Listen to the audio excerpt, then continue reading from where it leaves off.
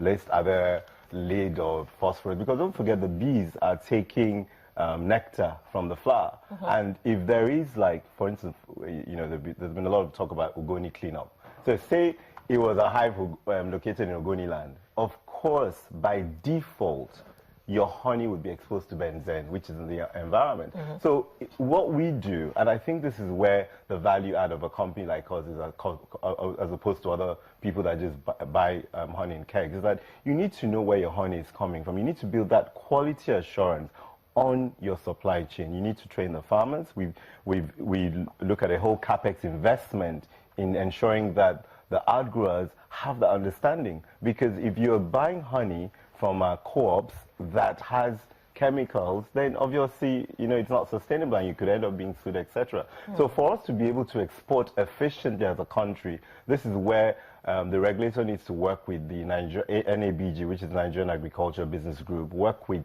competent companies that already have had in place sound, robust quality assurance to enable that happen. But I'll tell you something. I was in a factory, a processing unit in the UK, and there were just 6 people, but highly automated, and the annual turnover was £30 million.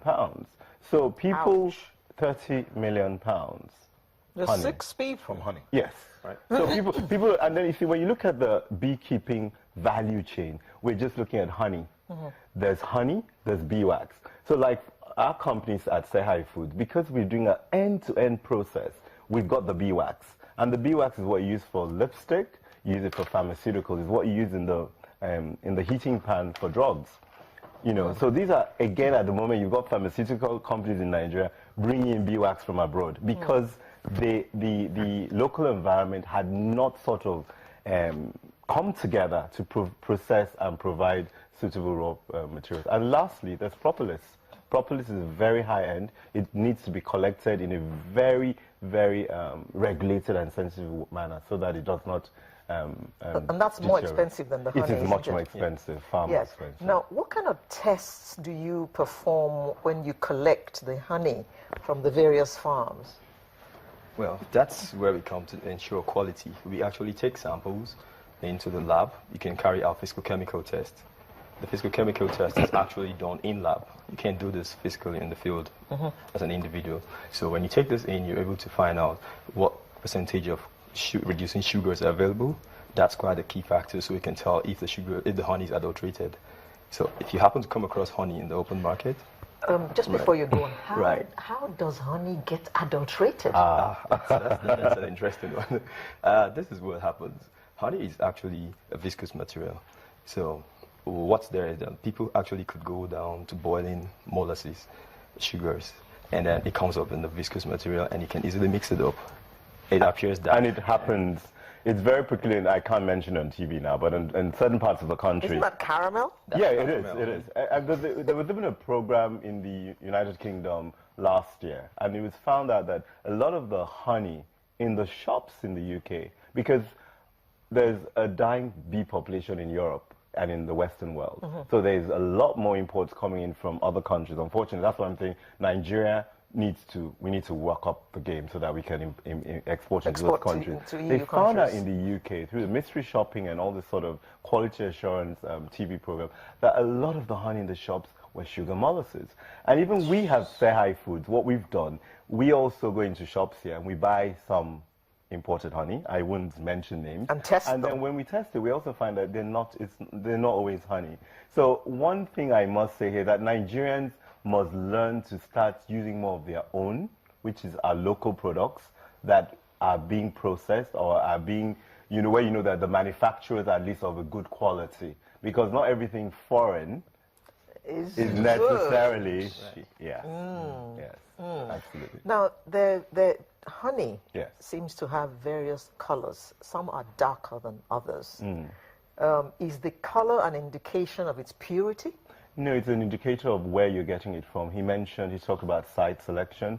So for instance, in my state, Cross River, we've got highlands, which is very similar terrain to Taraba and Adamawa.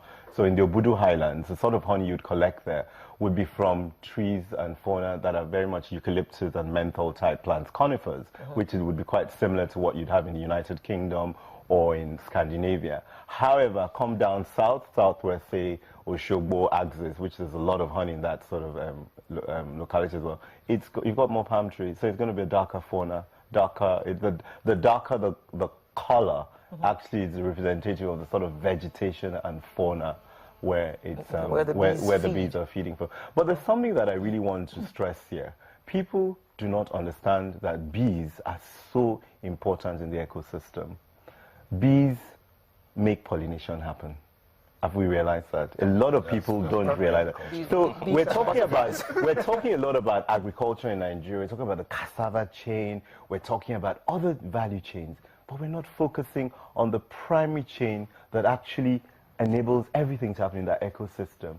So the conversation is sort of missing the catalyst. And that's why beekeeping is, if not for anything, most countries really safeguard their beekeeping industry because they know that it must be sustainable. So you don't just kill the bee population. The bees will make those pollinations happen and enable your harvesting and your yields and the cross-fertilization to occur for those who really understand things at that particular level. Okay, so you've talked about location or locating your beehive and all, but how do you attract the bees? If someone now is listening to this conversation and says, okay, let's see, I want to go into bee farming. I mean, if the bees can produce bee wax as used for all the pharmaceuticals and all of that, I want to go into bee farming.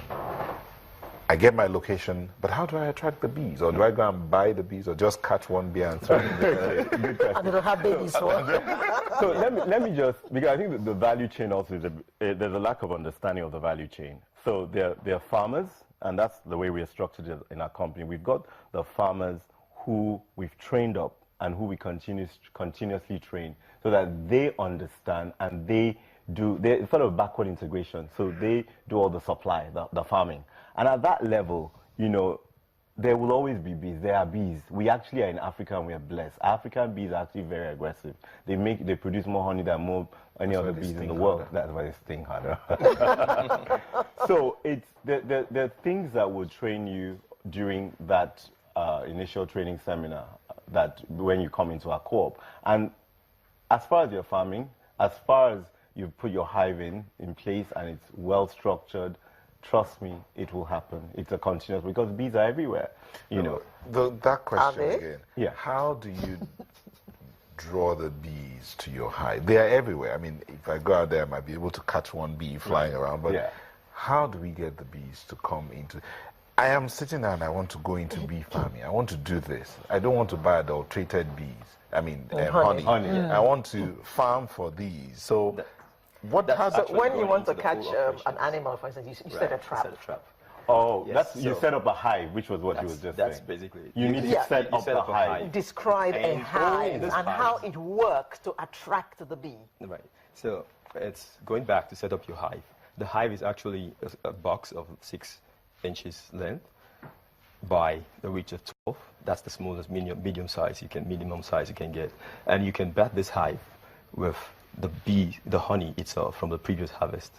The residue in the bee honey has got pollens and also the nectar actually of the previous years. These bees would actually come back to feed on them. So the bait in the hive is honey. So they're coming back to the honey. Correct. Coming back to the honey. That attracts them. That attracts them, basically. And they'll come and set up and form a colony. So if you set up a hive, so basically when you do your harvest, you need to leave, it's almost like, think about it as a capital investment. You make 100 liters and you keep maybe 10 liters to attract, is a reinvestment for the next season. So that, you know, by the time you bathe the hives and set it up and just leave it, the bees will find themselves there. They will be there because they've got a very strong sense of smell. But how is it that what they produce is what attracts them? Tough question. That's because if you understand the nature of an insect, it's actually a social insect, and it's got the digestive tract, and also got its cavity, not the true stomach. But that's the point where it actually feeds on all of this as a separate segment comes up to mix with the saliva, and you get the process derived in